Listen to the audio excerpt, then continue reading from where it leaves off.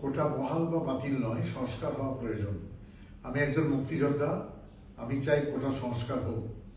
ছাত্ররা কোটা সংস্কারের জন্যে আন্দোলনে যে রাস্তায় নেমেছে তার সমাধানযোগ্য। তাই আমি মনে করি সরকার একটি দায়িত্বশীল প্রতিনিধি দল পাঠিয়ে ছাত্রদের সঙ্গে আলোচনা করে একটি কমিশন গঠন করে কোটা সংস্কারের সমাধানের পথে যেতে পারেন।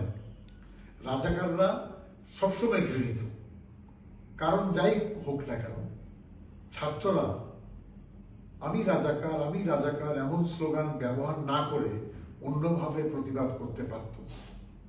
তবুও ছাত্ররা যদি ভুলও করে থাকে, আমি চাই না কোনো সংগঠন অথবা কোনো রাজনৈতিক মহল সংঘর্ষে লিপ্ত হয়ে প্রাণনাশ না ঘটাক, ছাত্রদের উপরে আর কোনো গুলি না চলুক, লাঠিচার্জ না হোক, সরকারের তরফ থেকে সুন্দর সমাধান হোক।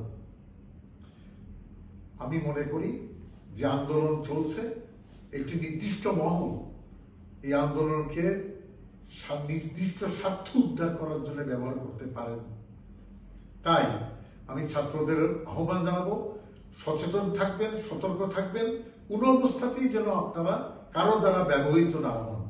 জয় বাংলা।